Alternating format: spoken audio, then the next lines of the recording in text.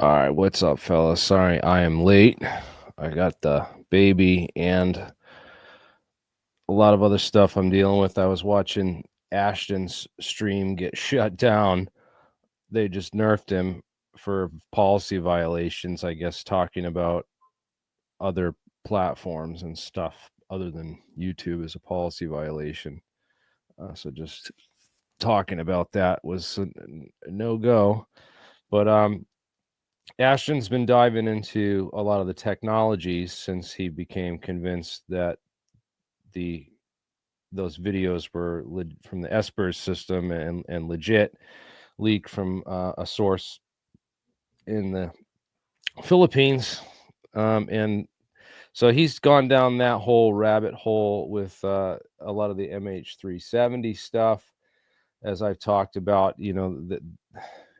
The same kind of stuff that's going on with all these kinds of things is when there's a kernel of truth somewhere in the mix, as I've pointed out there is with the Freescale semiconductor connections, and the fact that companies that I've connected to 9/11 through my research ran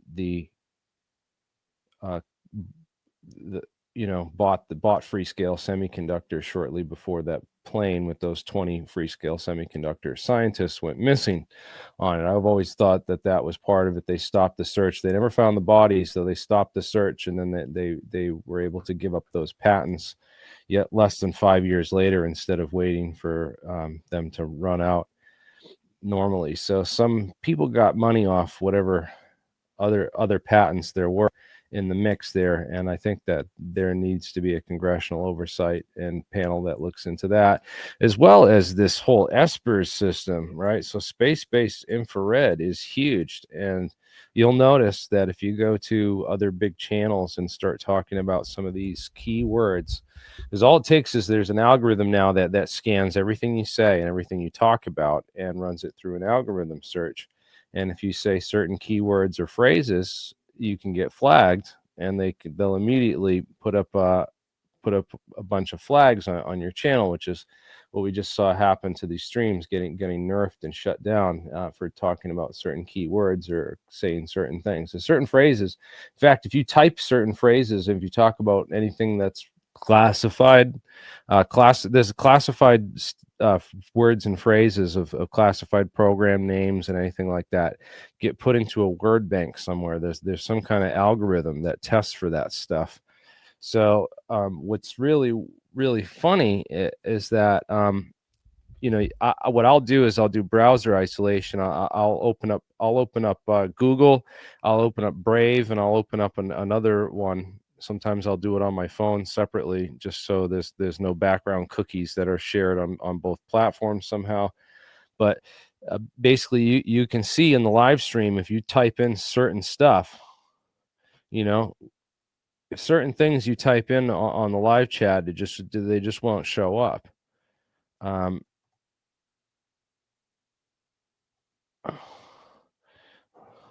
Right, if I type in certain phrases, so you see it says it shows up for me, and it might show up because I'm an admin on this particular channel. I noticed that admin comments don't get censored. They're not able to censor those the same way that they censor just normal user comments.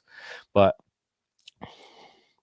I mentioned something classified that's related to a classified program, and a lot of times it will get censored and just and censored off the chat. So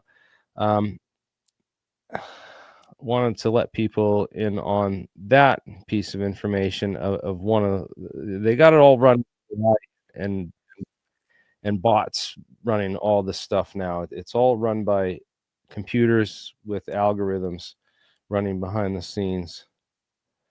And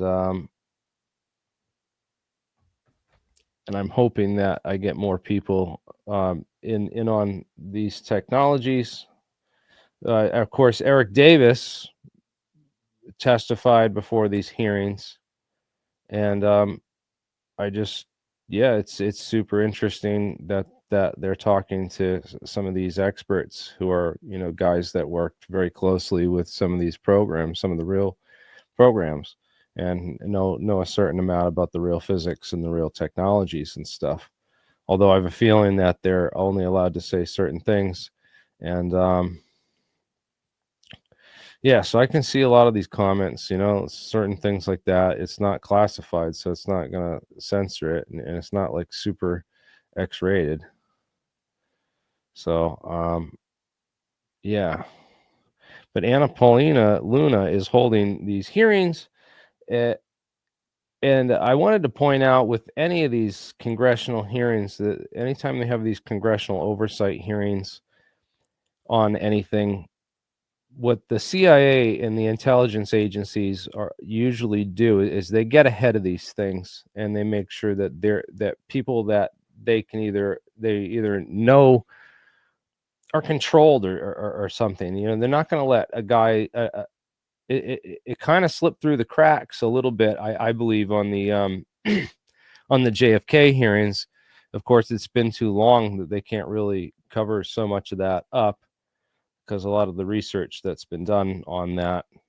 I really hope there's 9/11 hearings, and that they, invite some of the key people, like, Kurt Weldon and some of these other experts that I've interviewed on my channel for the 9/11 stuff, because that and the JFK hearings are super, super important to the freedom of the United States and our future, that we know what exactly happened in all those cases.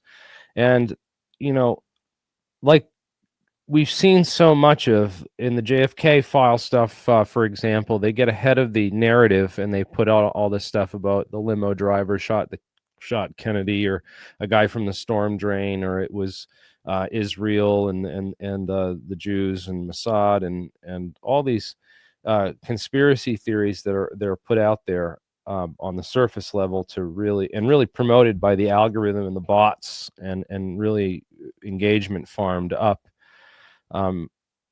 They've are able to get ahead of a lot of these narratives and sort of control and frame people's the way that people understand and come to look at these things, so that when they do see real information, as we saw in the last interview that we did on this channel, I think you can go to Bernie streaming this on Crypto Alchemist. So I know he probably kept that interview up, but I was getting called in the background, and I had a lot going on that night, so it wasn't just the stream and the guest that they had on, but we had a guest on the other night that was this Elaine Freeland.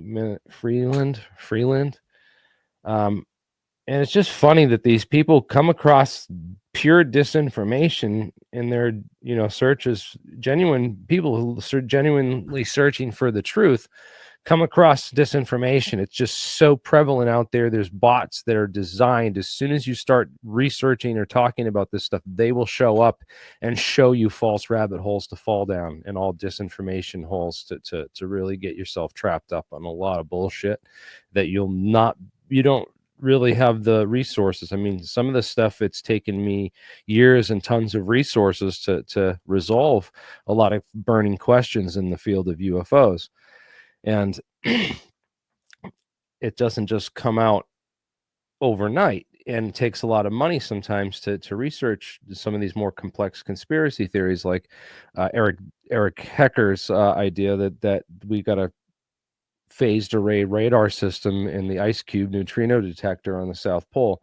That's going to take some time to verify and vet, and going through the process of doing that, I've slowly going down those rabbit holes. For next time we have him on, I'll have more information and follow up on and doing real research and showing that. Ashton's touching the surface on a lot of this physics stuff. I know I've seen a lot of people get involved in some of this crazy physics stuff and totally lose their minds. And it's a good thing to become passionate about.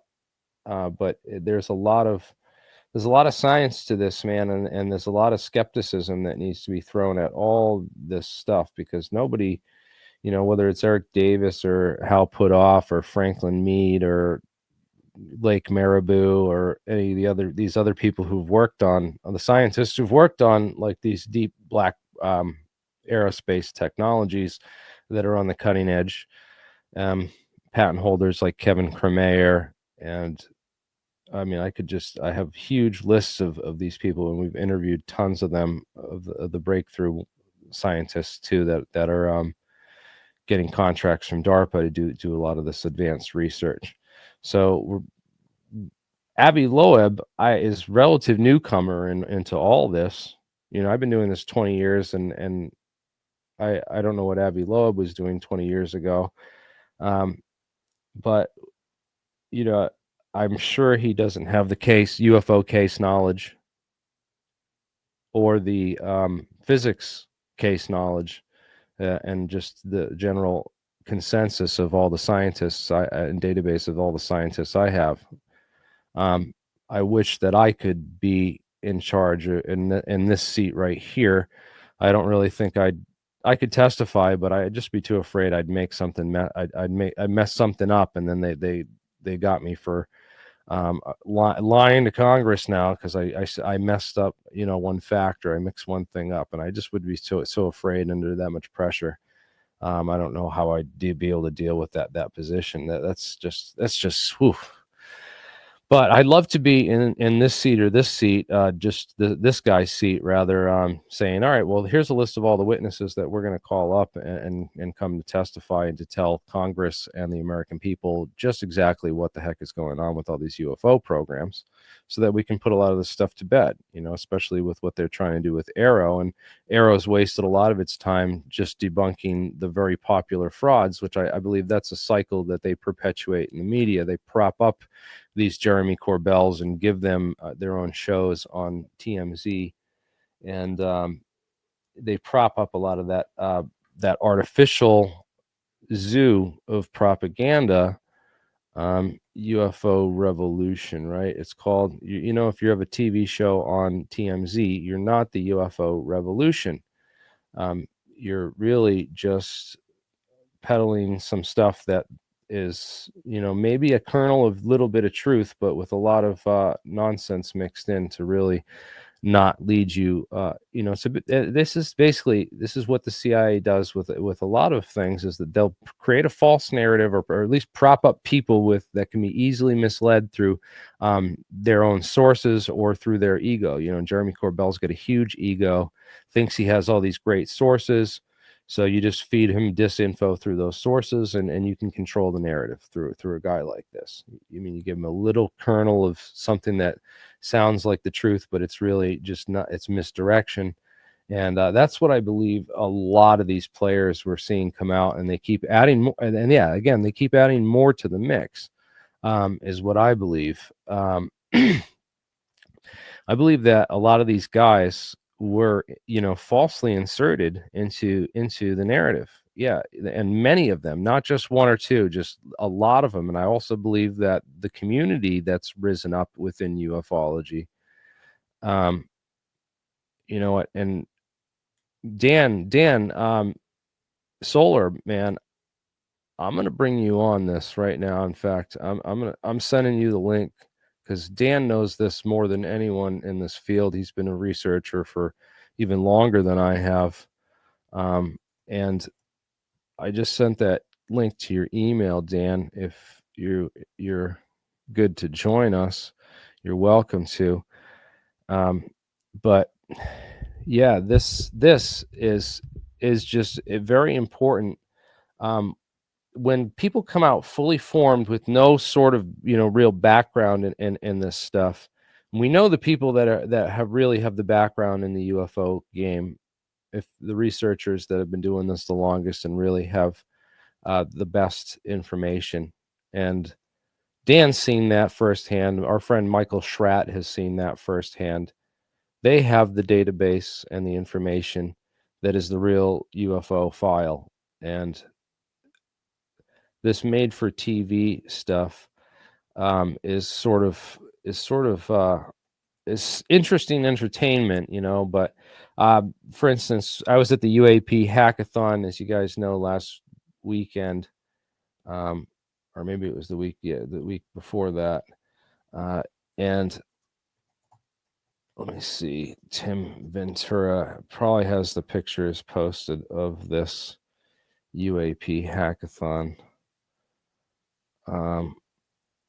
Yeah, he's got a bunch of the videos posted here. So if you follow at Tim Ventura, he's got a lot of the videos from the UAP hackathon that we went to posted here. Got to talk to Jesse Michaels, got to talk to Danny Sheen. I got interviews with both of them that should be coming out soon. We got to meet with Jack Sarfati, and actually, you know, hang out, take some photos, and have a great time. And yeah, we had a great time actually meeting and hanging out with Jack. That was a highlight of the trip. And I asked him if we could. I set up the live stream, and I was going to do that with him, but he really didn't. When I got there and we actually had it, we couldn't get a good internet connection. There's a lot of noise, and also, he also said like a lot of the information is going dark. It's going black. This stuff is real, and it's going into a development phase that a number of people in Silicon Valley are getting involved with. It's interesting. I didn't get to meet Gary Nolan. He was only there the first night and then he left. But I did get to meet his colleague and associate here, Peter Skafish, which, you know, it's a strange last name, but no offense, bro. He's an interesting dude. He thinks he's super elite and smart and has lots of friends and connections and stuff. But you know, he hasn't been doing this as long as I have, and I really wish I'd gotten more chance to talk to him about. And it'll be really weird because it'll be a case I know about, and then there's so many that he knows about that I don't know about that are just insane stuff. You know, like he's really into the crash retrieval right now, and I think that's a dangerous place to be. Yeah, they definitely don't like that thread being tugged, and there's a lot of disinformation that's put out in the path. I think he's stumbled upon a lot of that early on, but I think he's working through it the deeper he digs into a lot of this stuff, you know, as we have over the years. You know, you waste a lot of time chasing these red herrings that are put out for you, and then you lose scent of oh man, the red herrings. Jesus, you know, Bob Lazar is one huge one because he's like immediately is like this. It's just straight they're out of money. That listen, that was supposed to be in December. That show, the Luigi, whatever his name is, seems like a real nice guy.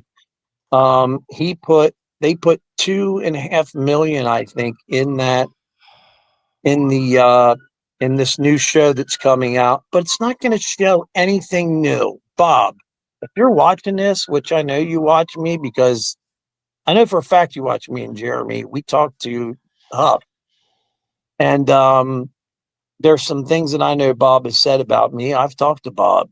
Now, here's the thing.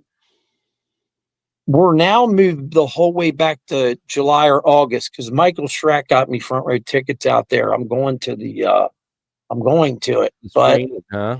you know what's funny? Vegas? You don't, huh? They're screening it in Vegas. You're going? Absolutely. I'm gonna have front row seats. I'm gonna meet Gene Huff there. Yeah. Dude, you got to get an interview. You know what's really funny? I heard that Jeremy Corbell's not invited.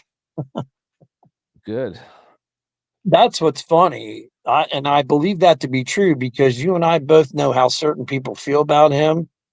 And what's funny is on their show, you never hear them talk about Bob anymore at all. You never hear them talking about this thing, this.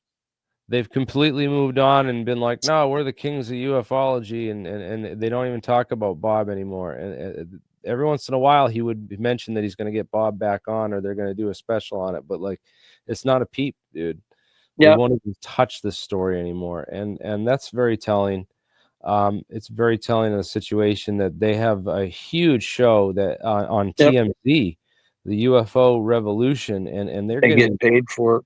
millions of views. They're Yeah. getting paid millions of dollars, and to think that that's not a propaganda mill is Well, exactly. It's run by the government and attorneys. It's Hollywood, and let's face it, Hollywood is a very evil, disgusting Yes. place that is a has been. They said they're not even going to be making movies there anymore recently. Did you see that last week?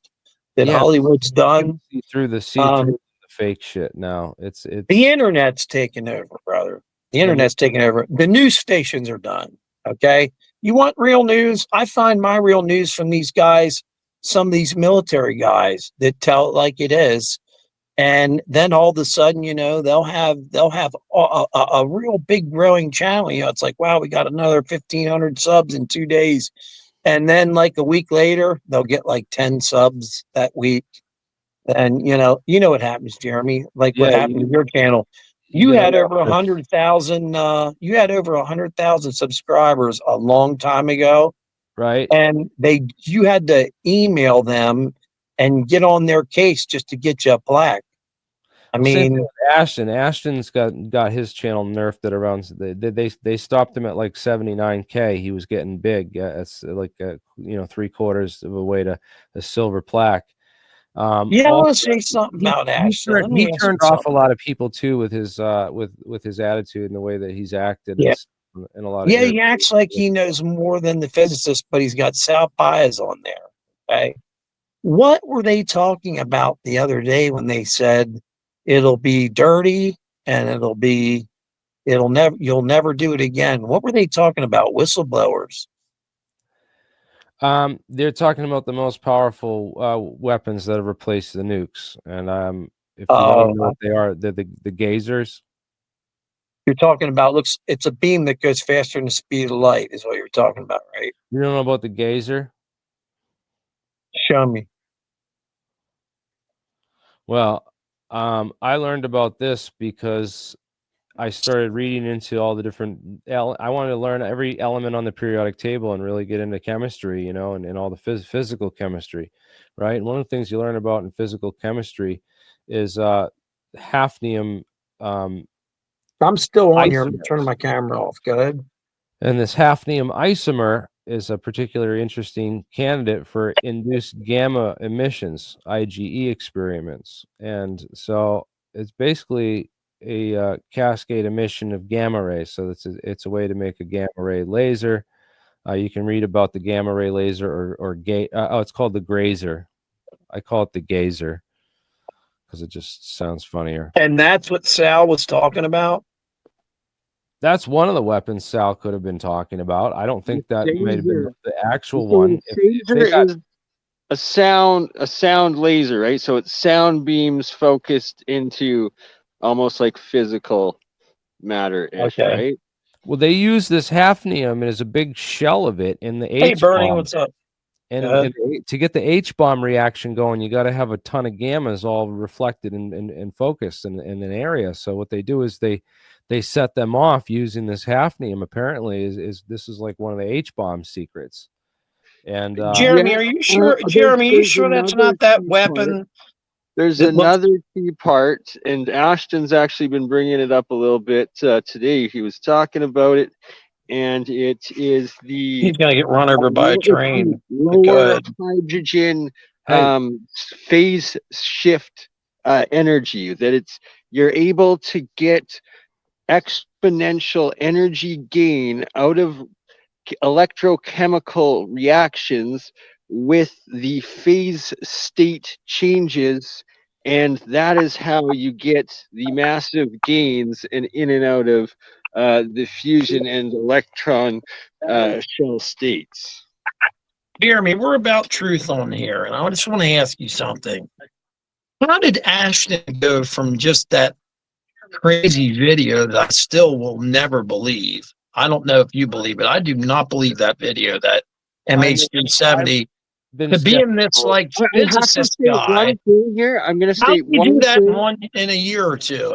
How did this happen? I don't understand it. He Okay, was I- an I- insurance guy or I- something before. He How? he was getting like I'm serious. 1,000 live viewers per video and stuff, Oh and yeah. he's got less subscribers than me. It's like Well, he, no, how he's doing it is he's being put on the all or he's getting on like the all larger alt podcast where they yeah, I like look a at lot know. of viewers redacted, been look at going his on. redacted interviews. They're Candace at 5 million. Owens. Look at the Candace Candace Owens. They're all in the millions. So that's how he's still sustainably doing it. But Yeah, I want to state one thing with that video is that whether you believe it or not, the fact of the matter is that the only people that had the capability of producing something of that quality with that information in it, whether it was fake or real, in the time frame that they got released, had to be the military. So it's like that. Does That's he one do you aspect. think he might be connected to them through disinformation or what? There's I, something about him that just throws me off. I don't, and he knows it. I've told him right to his face. He believes Bob Lazar too. He's got I Sal don't think he Paez on does. there too. I Is don't think he somebody believes that Bob. Jeremy, you tried to get on your show for a long time, and it took a while to get on. Remember? He just got him on like he was nothing. It was like, where did he come from? Here's what I want to know, Jeremy. yeah. Is the stuff he's saying, does he know what he's talking about? That's what I want to know. She does. It seems He like it seems like the to a certain community is extent. learning. I mean, I believe he got fooled by Dave Rossi and those guys. I don't trust that He Dave actually Rossi spoke guy. out against Rossi today. He actually put He's him in the same category as like Colehart and Corbell and shit. It was interesting. Dave Rossi, just an interesting guy with the whole Gen Z and the stuff. He would come into the stream and just like, I it's remember just like he's it's just just he really came a long way, and like, dude, he's only been around what, a year and a half, I think. 3 years now. 2 years. Because 2 years. I'll never forget it. He was on the news. That one Oh, the one girl from that used to be on Fox News that's hot as hell. That blonde, what's her name? Megan Kelly had him on her show the other week. Yeah. I was like, what? It's Kelly like had who on? Megan Kelly had Ashton Forbes. yeah, she had what's his name on? We were just talking about him, Ashton Forbes. Really? She had him That's what I'm on. saying. He's actually like literally doing like 5 different interviews with like million viewer like podcasts a week. It's wild. And it's like he's been Yes. on Alex Jones. He did Randall Carlson last night. He's like, it's crazy. He's like literally on everyone. And it's like, I don't know. I honestly don't know. And he does come off very, very glowy. Cocky. Very glowy. And yes, he's definitely, it's the ego's involved Really, with. he uses that. He It's a seems nice to do vehicle science. to sell the science stuff. I mean, it Yeah, works, he's man. doing the science. But- That's the one benefit is he's getting Hey, him the Ashton's momentum here in the behind chat, it. dude. He's watching our shit. Ashton tunes in, man. He knows we dig deep on this channel, and he gets a lot of ammunition from us on stuff, dude. Ashton, I would love for you to join the stream, man, and Come on in, dude. I jump on just here and crash. listen. They showed plenty of evidence I sent to you the me email to prove to me that plane video he's got is total bullcrap. Yeah. I do not believe it for 1 minute. They even showed the guy who took the pictures of the clouds during the day. No, see, that is disinfo because that has been disproved, and it's What like has? the cloud fucking stock photo shit. Like that's absolute bullshit.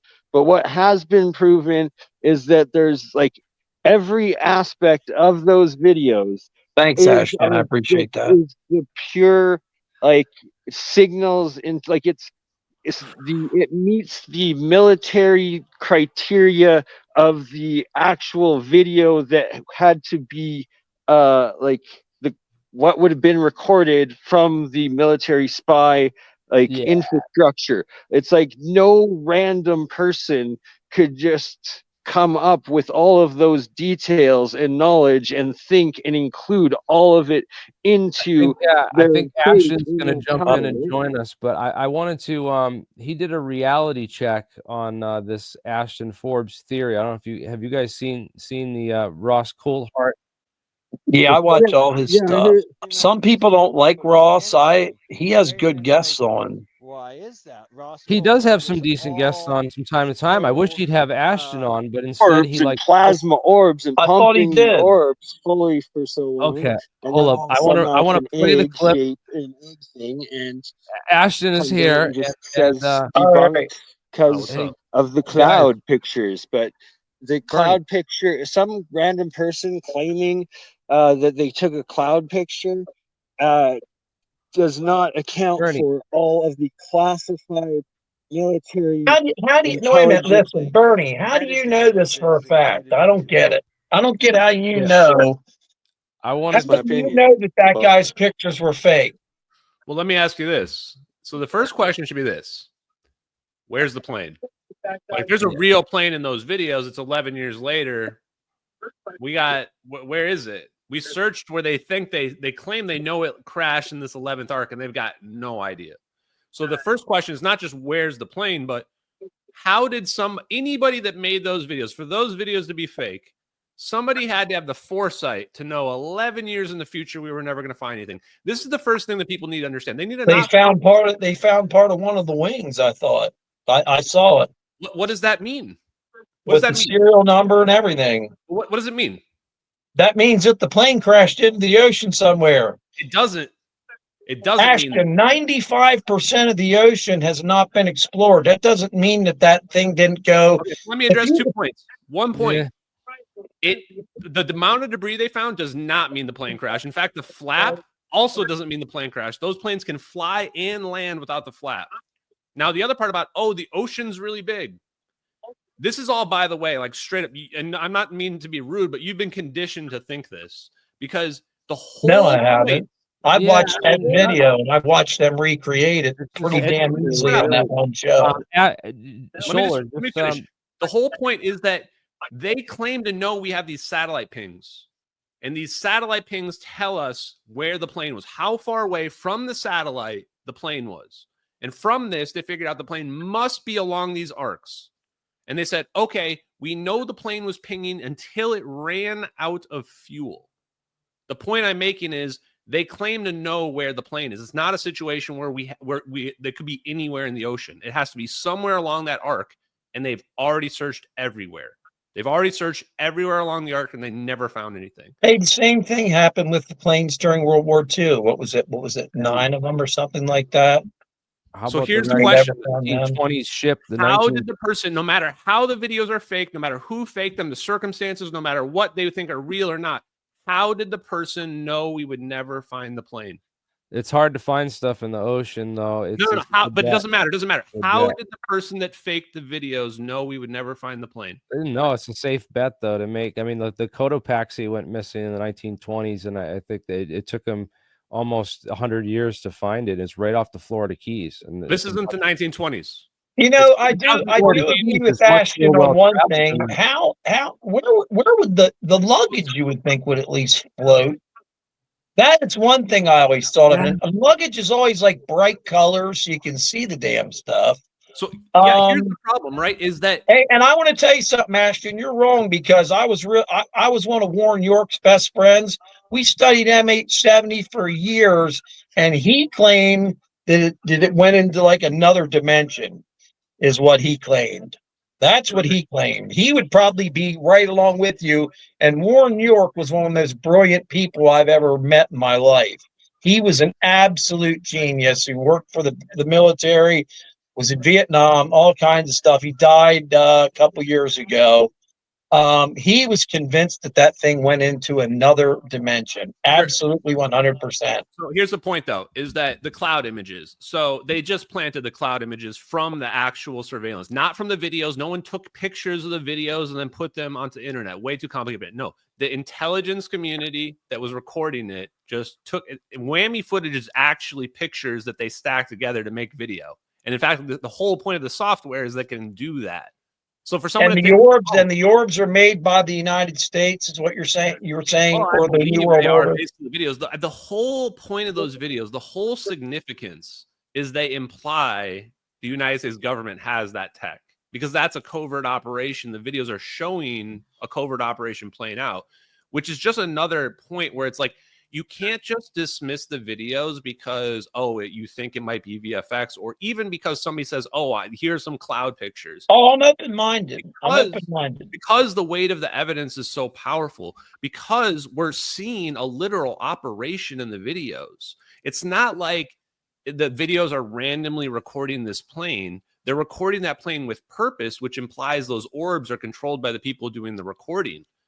And this is the whole thing about them, which normally I came into this and I wanted to be impartial because I wanted to see how people in the community reacted.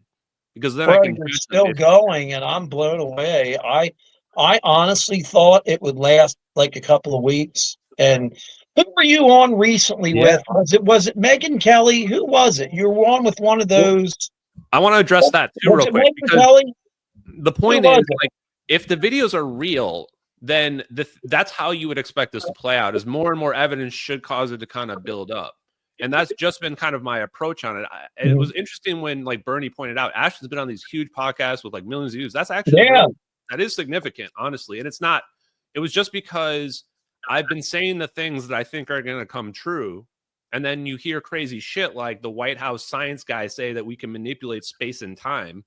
And now everyone's going, oh, this guy Ashton's been like yelling that we've figured that out. When you say the White House science guy, are you talking about Eric Davis? No, Kratsios, the advisor to the president. Oh, okay. Yes. But So, even Eric Davis, like, what- so truth to you guys is I've just been trying to come and figure it out. And what's happened is I've slowly aligned with like people like Jeremy and Bernie, and I presumably you as well, that believe that, you know, there are factions that have figured this stuff out, and there's a disinformation campaign to like keep people away from it. And I've been doing it's an oxymoron, really. It's crazy. But you have to, for me, I had to come into it without a bias to try to uncover that and figure it out. And to me, it's been very clear. To your point about why am I not on News Nation? Well, because I'm not telling the story they want to tell. They want to tell a story that it's alien technology that we can't understand. Don't think about if we figured it out. That's national security. Exactly. Like, Okay, I have to add one thing into this right now that is so key. And it starts out with, Bob Lazar, right? Like, so at work, I'm just randomly trying to like talk to like random construction workers. That was me all the time. The first thing they're like, always bring up is, oh, Bob Lazar, right? Like all that. It's like, are you? No. And here's why. One, unatabium. What, like, regardless if that's the actual name, it's like it's unfucking attainable to the average person. So don't even ever like dream of doing this, you know. And then number two, hydrogen. Oh, he has the hydrogen working car, but it's unattainable to the average person. So the hydrogen working car in the 30s, brother. Yeah. But it's like he has to take hydrogen, then turn it into, not only produce it, but then to rejet it. Freaking sulfide, freaking compound solid that then has to re-transfer into hydrogen before being used, right? So it's so what are you saying? Stupid. It's impossible. Where real hydrogen, here's the thing, here's why it is 10 years away always. No, it's fully fucking developed to like the most extreme efficient engines and everything. Why it is being held back is because the only efficient way to do it is water as your fuel. Water that is instantly split and then put into hydrogen and oxygen into the tank or into the fuel injection on site. The ridiculousness of having to split hydrogen somewhere else, then ship this explosive stuff compressed through pipes, then store it here, then carry it compressed in your vehicle that could explode at any time, and all of this danger and inefficiency that's taking more resource energies to get this energy that you're using as your fuel. It's stupid. Well, so here's the thing. Actually, the pipes now are made out of. Actually, the pipes are actually made out of a thing that's very similar to. The point is, you don't need pipes. The most energy efficient and cheapest thing is just having a tank of water that you just put a little bit of electricity and charge into right before you pump that reaction gas into your fuel injection, and it's boom. It powers your vehicle. That is the whole point. If you're wrapping your mind around what I'm saying, Listen, you'll get it. if I change the jetting in the one car I have right now, I could run it on hydrogen. That's all you have to do is change the jetting. Exactly. You have to absolutely Everyone can. change all your fuel lines because you can't That's mix the gas whole and hydrogen point. together. That's bringing it back to Bob Lazar. It's the thing that is mass produced and fed to everyone, and it's unattainable to the average person. Where in fact, these technologies. We got Ashton on. This is Wait a we're minute going here. forward. Bob Lazar is going 30 years into the back. Bob We Lazar debunked did that video with John Farad. Do you know who John Farad is? It's Bob Lazar's buddy.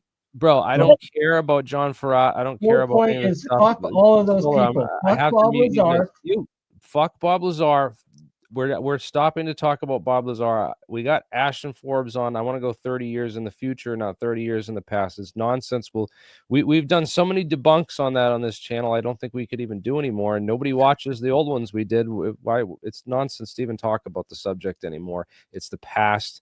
We have to talk. You know, when Ashton's getting on these podcasts and in these big channels, this is an important opportunity because we have an Overton window. There's only so many times they're going to allow this out in the news cycle before they squash it, and you need to we need to ensure that you're getting key information out there into the public's mindset, that you're not getting, you know, because we can sit here and argue too all night over, you know, what Ross did, you know, and Ross Coldheart's reporting on the Ashton Forbes drama, which is, you know, to go after the, you know, nitpick the credibility. And do you know why he's doing that though? Because they're the gatekeepers.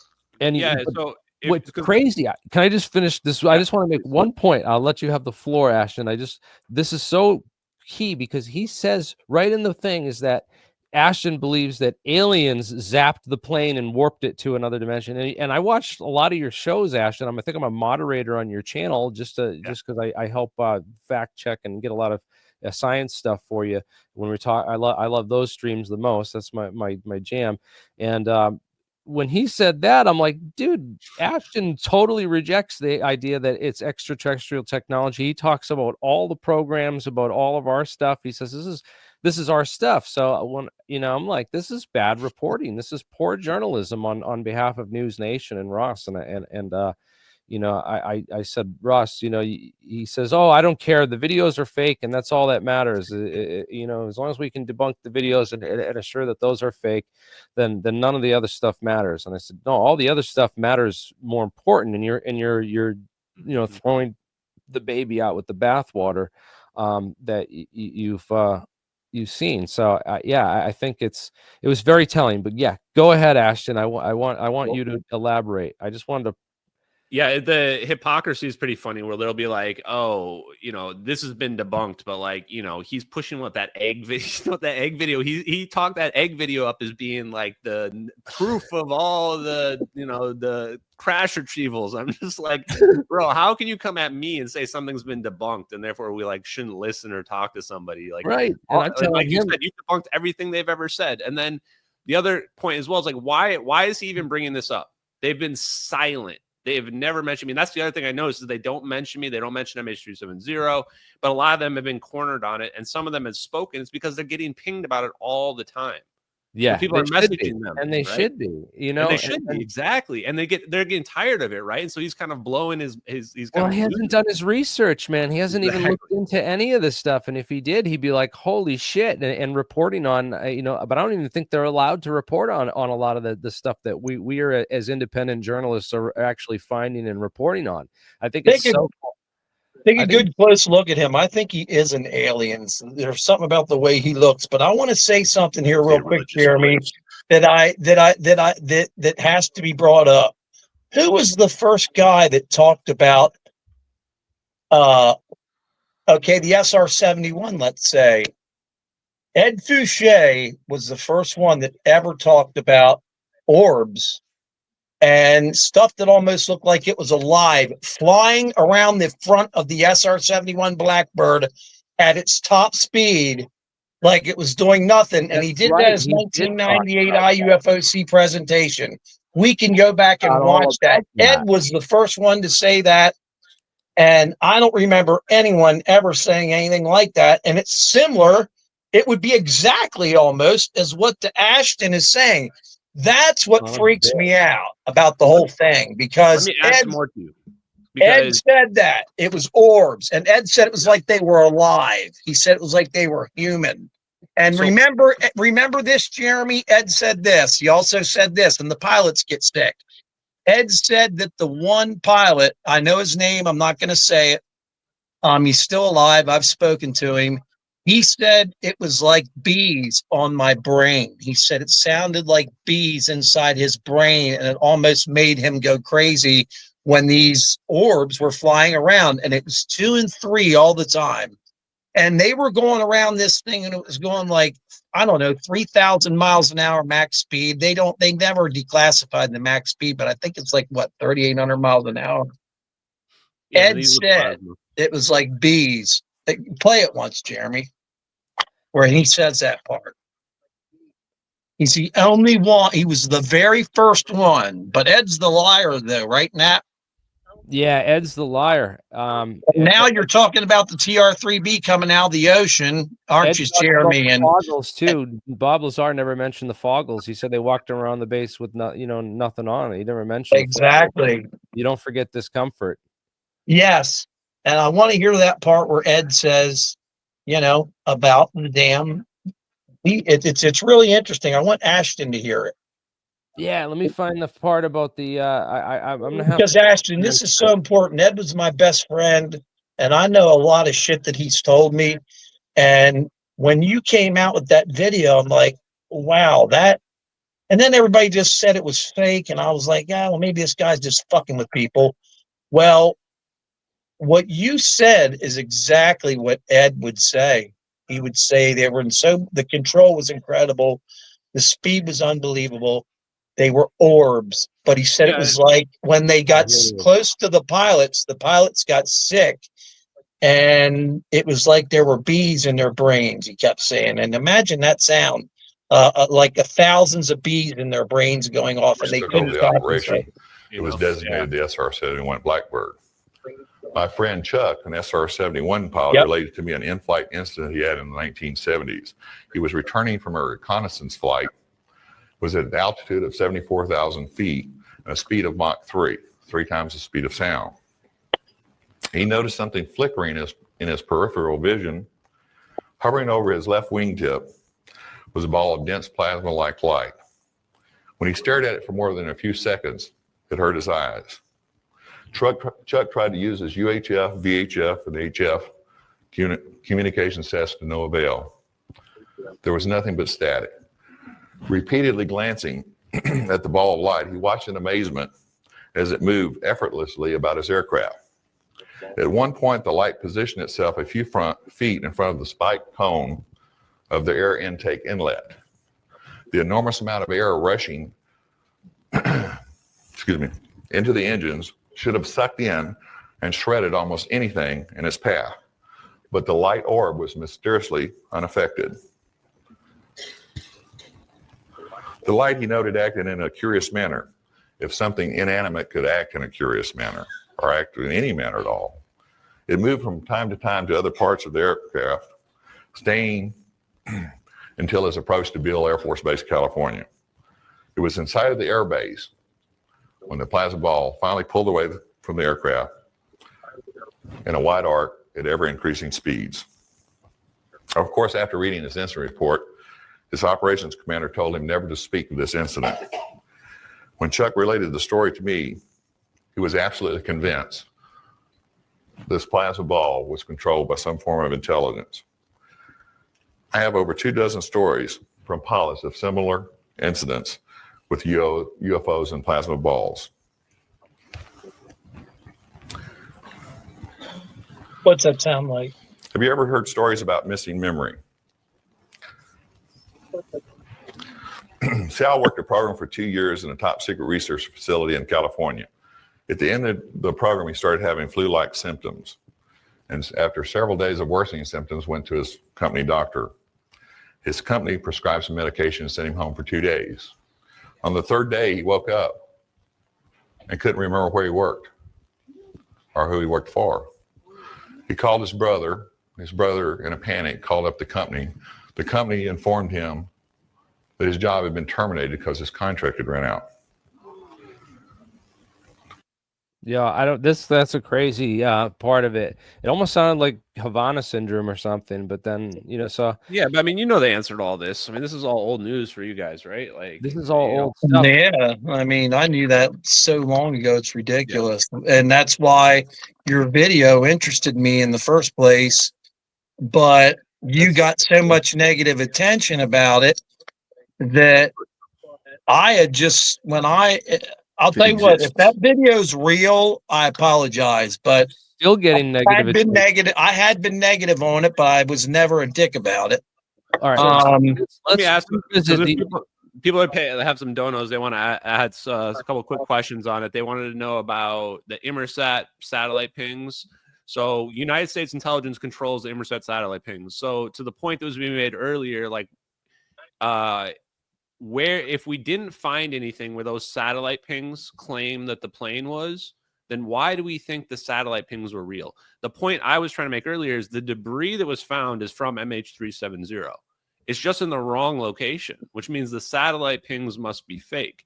Now, the cloud pictures, I said this earlier, but there's only two explanations. Either someone found these cloud images on the internet and they used them to create these elaborate videos, two videos from different positions, right? Different orientations, different angles.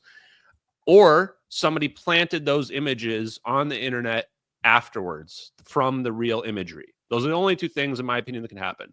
Now, the problem with them being fake is that on the Wayback Machine where these images exist, they only go back to 2016, 2 years after the videos were already published on the internet.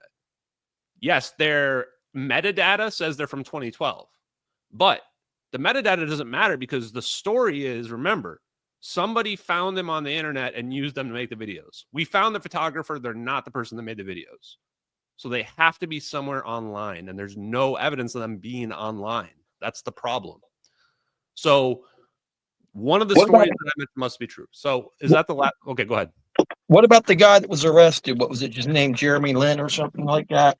Yeah, and so Edward Lynn's the guy that leaked the videos. He changed his name. Like, there's so much evidence that, like, clearly, the videos are real. It's just hard for people to accept what we see in the What videos. do you think they did with him? Like if he changed his name and stuff like that, they probably relocated him, gave him a couple $1 million and said, shut up and hide here for the rest of your life. They just said they'll just kill him if he says anything, or he'll go back to prison. So did you see that interview with that guy named, I believe his name was Matt Brown, and he's come out as a whistleblower, and he claims that if someone doesn't protect him, like right away, he's going to get life in prison or the death penalty. It just came out in the past couple of days. Have you seen that interview? Yeah, I mean, those guys are not going to get killed. Like, if they were to actually speak, maybe, but they're not going to actually speak. Well, these were former military guys, though. They signed paperwork. He claims he didn't. He claims he didn't. The Immaculate, what is it called? One more thing on that, and I can't stay for very long here because I was already streaming, but I want to just add one more thing to the cloud picture thing. When you reverse image search the pictures, they don't go back to the website. They go back to Reddit when you reverse image search the pictures. The person who claimed to have found the pictures, their story makes no sense. It's like an anonymous, like days old Reddit account as well. And then the last thing is these pictures are supposedly from a larger set of photos. The cloud photos are. Here's what's weird about it. Ariel's 0028 is just these 5 photos. And supposedly these 5, and all 5 of these combined create the MH370 videos. They're claiming they're from a different set of photos, a larger set. We found the larger set on the Wayback Machine in like 2013. These photos aren't in there. We looked at torrents as well. Those photos aren't in the torrents as well. So the point being, I'm not trying to make up some rational explanation. I'm just saying, like, the evidence stacks up where those things weren't necessarily there. So hopefully that answers the questions for the person who paid those donos. Hey, I thanks just, for coming on, man. Ashton, I hope you didn't get pissed at me like last year when I wasn't heavy on your case, but I was like, come on, Ashton. Well, let me put it like this, man. Obviously, what I'm saying is fucking impossible, right? And I'm a rational guy that realized going into this, like, you're going to have people that get angry, people that are sure that the videos are fake and what have you. So all I can really do, I don't even like arguing about it, because it's like, look, I'm just going to say they're real. I know they're real. And I'm going to point to things that will ideally be proven in the future. And you guys are on it. Like the plasma stuff, Eric W. Davis, you guys know the right people. The problem is, it's like, ask yourself this. Eric Davis, for example, gave away some information that he was working on those black projects in like the early 2000s and maybe even the 90s. Look at what papers he was writing during those years. He was writing ball lightning study and teleportation physics study while he was for Air Force Research Labs, while he's working on black projects. You think that's a coincidence? yeah. I think Eric Davis is pretty freaking smart. And now he's sitting in the middle of this thing like he's like a fucking celebrity, and Anna Polina Luna is looking like she wants to like jerk him off. Like, come on. Like, obviously, if you read between the lines here, they figured some shit out, you know, and he's the main guy. And the question you should ask yourself is, what is he not saying? He's talking about the 5 different types of aliens, and, you know, Hal Puthoff will talk about remote viewing for 2 hours with Joe Rogan. But are they talking about free energy? Are they talking about cold fusion? Are they talking about how to stabilize a ball of plasma? Are they talking about teleportation? Those They're are not talking about any of that, right? None of it. But That's all that's and that would all be national Jeremy's security, right? been talking about for 15 years. That's It's the what stuff I've been we need to working keep on and talking talking about. about. It's the real stuff. And that's what Ashton has been finding and also correlating. And it's like everything Ashton has put forward so far in your MH370 investigation, like Edward Lynn. Like, if it was bunk, why hasn't he come out or sued Ashton? Why has he changed his name and moved and avoided, right? Like, there's just so many other bigger things. And then there's, why is every single one of the fake mainstream media UFO gatekeepers like Corbell, like Cold Heart, all of them instantly, they just say, oh, there was the cloud pictures. It's the Mockingbird media, their straight go-to thing, and then just, oh, don't pay attention to Ashton, he's just a grifter. When you look into his work, it's the exact same stuff, science, we've been putting forward and working on for the last 2 decades. So, you know, that's just if we got Ross on here, we would eat him alive. That guy doesn't know a damn thing. He just interviews people. And here's the thing, like, just gotten into this in the last, like, what, 3 or 4 years? Yeah. Good luck, buddy. It takes like 25 years, 30 years to figure out what the hell's actually partially what's going on. How about it, Jeremy? Well, how long have we been doing this, bro? I met you in like 2007, and I had already been doing it in the early 90s. We're OGs, man, and because of us, we're able to accelerate newcomers that are do right, look so for right here's information. one last thing to tie it together. You know? You are the OGs. You guys were Ed Fouché. Ed Fouché was the tr3b, and then it's like, why was Cold Heart always pushing, and Jeremy Corbell, they were always pushing the orbs before Ashton Forbes came along. Now they no longer do that. And then now they're all of a sudden, before they were always against the tr3b, and now, oh, it's 2 triangles. And so it's the flip. Yeah. Why is it? And it all, that's no freaking coincidence. Let me tell you something about knowing Ed Fouché. Just recently, just like when Jeremy will tell you this, all 3 of our computers would go out at once. Jeremy's would go, mine would go, Ed's would go, wouldn't they? Wouldn't they, Jeremy? They would just go. I had 2 computers blow up. I think they were listening to and monitoring all our conversations with that. I had 2 computers blow up. Before I drop, is that, so my evaluation has been that for you guys, like, the reason why I come on these podcasts and streams is because, like, I think you guys have been figuring out the science way before me, you know, and credit to you guys on all that. I think that you just didn't know what is the end goal. Like, what is it that they actually have that's real versus what's just make-believe? And how would you know? There's no way to know exactly, right? And I came in. Why we have the labs.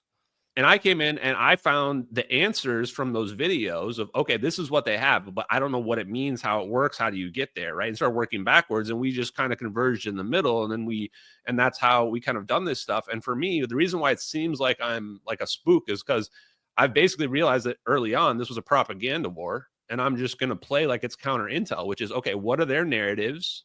Okay, it's aliens, whatever. What's the counter narrative? Oh, well, how's that UFO flying around? So my last point is that's one of the most powerful ones, because to Bernie's point about Bob Lazar and everyone else, there is no conventional source of fuel that you're going to conventionally fly from here to the Andromeda galaxy in a small craft. There's just no space for it because of E=mc squared. It doesn't matter what your fuel source is unless it's magic fairy farts, right? How do you keep running into something also? That's another thing people never talk about. You get larger as you keep going. The faster you go, the larger you get. Yes, exactly. And so that's what stops everything. So the point is, there must be something. There's another form of travel, and I don't give a shit what anybody thinks of what I say here. I think it has something to do with going through the ocean. I really do, because there's something tied into the ocean. How do we know there's not an inner Earth? How do we know there's not? All right, you're going way too deep, man. You guys have way too much. Keep fighting those narratives. You don't have a lot of time. I just want to say this is what I want to say. We have to be skeptical. Everyone, I'm going to mean it, you know, I'm always skeptical of everything. There's so much disinfo in this space. You have to just ask questions about who's who and who is everyone in this whole mix, and how do who's working for who, and are we inadvertently pointing people in the wrong direction, wrong information. So I think it's key that, don't get caught up in these conversations about the videos. Focus on those scientists and the scientists that were on the board, those planes, and the science are the strongest key to breaking this case and actually getting somewhere and getting to the bottom of it. I've always said that. I've always, said I'm never going to win the debate over the videos or any of the other more esoteric stuff on this channel. It's not where and that's the infighting that wrecked 9/11 Truth. I want to talk. I talk about this. The same methods that they used to destroy 9/11 Truth, they're using to destroy your MH370 Truth, and they used it to destroy these hearings with the UAP Truth by the people that they put in charge there. I watched it all happen. I've lived through it for 20 years, and I'm trying to share that information and that warning, because you don't want to get lost in that infighting and getting lost in those things, or that's just going to tear everything apart, and everyone's going to lose sight of the nuggets of truth that exist and all this stuff, which is the technology that we're after, which is very fucking real. And they killed those Marconi scientists. They killed Eugene Malov and many others over the technology, and they put out massive amounts of disinformation to hide the real technology. So yeah, we're in quite of a mess right now trying to resolve all this. And I thank you for your efforts in the information war. And the best way to prove you're not a disinfo agent is to get me on your damn channel soon for a recap, man. Let's do this. Yeah, actually, that's a good idea. Maybe, actually, I was planning on having you come on next. I want to do some more stuff with other content creators and help just, spread awareness in general and get people's names out there. The key way to get through the censorship, the algorithms, and the shadow banning is by the multi-streaming this stuff and multi-publishing it and just getting the real science out there. And anything that's real can handle scrutiny. That's the point. And you don't crumble. So far, it hasn't crumbled, and it keeps coming under scrutiny. So anything you work on, especially cold fusion, alchemy, myself, like average person, that's wackadoo. But you put the science, you put the results first, and it stands up. Yeah, well, the other thing too is a lot of people would rather correct you and feel smart than go up against something where they can't really correct you and don't feel smart, right? So that's why I think the videos argument have attracted so many people, because they're like, oh, I know video editing, and this is and they have some kind of hill that they can stand on in the whole fight and win a couple battles on the battlefield, but really the truth remains far in the distance if they're not going after the scientists and the companies like I mentioned, Blackstone Group. Important to mention those guys, and that Blackstone Group has ties to 9/11 and the whole insurance scam at the World Trade Center. So I would like to put forward one challenge, and it's for the MH370 Ashton debunk. If you want to claim to debunk Ashton's case legally debunk that Edward Lynn is not the leaker or involved with that whistleblower. Because until you do that, that doesn't come under scrutiny. You don't pass the scrutiny test because that needs to be taken into account. Great point. Thank you, Bernie. And what last thing I thought about as well was chasing the science is the answer anyway. That's why every day I'm not posting about MH370 is real, whatever, right? Because, you know, what am I really getting at? I think we can get ahead of the fusion breakthrough because I think the fusion breakthrough never was going to be hot fusion. It's going to be a version of cold fusion, and they're not going to give us like the real deal. They're going to give us a gimped version of it, and we can get ahead of it. And we might actually be able to manipulate the markets by showing that, like, no, they've shown, like, just taking their schematics, we can show they could do it better, and they're just not, right? We'll be able to show shit like that. Or, like, with brilliant light power, their UV ray stuff, I think there's a huge clue in finding out that flash is, like, ultraviolet or soft X-ray, because it means that Alcubierre warp drive is, like, the right thing to be focused in on, so... Anyway, thank you guys for having me on tonight. Hey, real quick, Ashton, I got 2 real quick questions for you. Are you going to be at the Bob Bazaar? Are you going to be at the Bob Bazaar thing if it takes place? Because now it's been moved back to July. Any plans for conferences? Anything planned for the summer or the fall? Oh, I'm doing the Cosmic Summit. I'll be there. Me and nice. You're not going? I figured you'd be there. Me and Michael Stroud will be there. Going to Cosmic Summit. Second question. I'll be at Contact in the Desert too. So. Oh, all right. So yeah, I'm going to be at several things. So we can hang out if you guys are going to be at any of this stuff. That would be awesome. I'll bring you one of the Pokeballs, the Pokemon. So, oh yeah, I want one of those. That's awesome. I'll put it in my bag or something here. So okay, guys, have a great night. Totally. Yeah, you too, Ashton. Cool talking to you, man. Oh, that was good for him to jump on, man. Yeah, I'm great. He's a pretty good dude. Jeremy Corbell, Lou Elizondo, you talk shit about them and they're in the chat. They will hide. They will run. They will never jump on the screen and take stand by their truth. Bro, I'm going to be hanging out with Gene Huff. I'm going to be rolling with Gene Huff at the Bob Bazaar movie. That's going to really be funny, isn't it? Bob Lazar is so essential to your guys' stuff is because you know the science and debunk the shit out of it. Like your website. I'm going to meet him. I know the science and he knows the whole like story and all the people and Gene Huff is going to take me back to meet Bob. Bob Lazar said he likes watching my questions, and he found that that my one question about the element 115, known as LA 1000, melting at 1750 degrees. He found that I asked him a question. I called him on the phone. I said, hey, I want to talk to Bob Lazar. It was kind of arranged. I said, I have one question for you. I said, if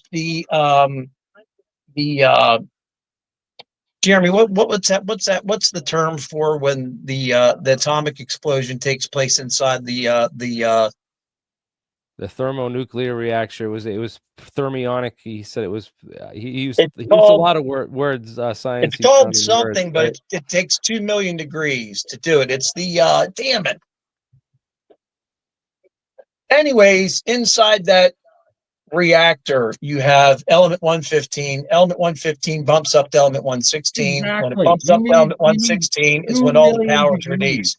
There is unsustainable amounts of energy, just like hot fusion, right? Don't ever go for that. Well, but don't look for cold fusion, and that's the whole point of it. Bob says it's what Bob says it is. He says it's at 2 million degrees. Okay, and you look it up, it's 2 million degrees. It's I can't remember the damn word for it now, and I have that stuff in the back of my brain. I would just like to say one thing, and I'll shut up and leave because I have to actually get back to our Free Energy Friday League of Extraordinary Inventors stream with we got Steve Ellswick on and a bunch of other guys. But point being is that Bob Lazar, Jeremy Cowbell, Lou Elizondo, Ross Colhart, they are all fake as fuck compared to at least Ashton, you challenge and he comes on. None of those have ever addressed and come on any of your streams for the 10 years you've been doing it. So until he never went to Congress. That's just, they don't pass that test, at least I This guy will is say able to address things, right? That's all I'm going to say. That congregate. nuclear isomers are well known, so it's possible. I mean, the hafnium jumps up to element one element and down an element in the process of this reflection of the generation of the gamma rays. It's actually part of the That can happen, right? So it does happen, and it is related to classified nuclear stuff that they were working on. I mean, this was H-bomb secrets and stuff. He might have known or heard some of this stuff. So it's interesting. There's a lot of real physics and a lot of weird stuff that's classified, woven into the Bob Lazar stuff. I think a lot of what he learned was at Los Alamos. Yeah, stuff that he learned. He was working with geniuses, and they were coming over to his little brothel, and stuff. And he had a lot of friends. Yeah, he was a popular guy with his rocket car, driving around Los Alamos and talking the physics talk with tons of people. He talked shop with a lot of people, and he's also the United Nuclear guy. If you needed materials or you needed stuff, $175 posters, bullshit though. When people say he doesn't make money off that damn story, that's a lie. Because listen, that kid said some days he packs 100 signed posters at $175 a piece. Oh my God, think about that. That's what, $10,750 in one day, but you're not making any money off of it. Then a signed picture of him himself is, I think, 125. I was showing Michael Schratt this the other night. Michael Schratt was in shock. I'm like, look at the price of an Area 50 mug, Area 51 mug, and all this stuff. He's making money off this stuff. Yeah. It's all bullcrap when he says he doesn't make money. That kind of aggravates me. Well, no, it aggravates the shit out of me. I'm not gonna lie.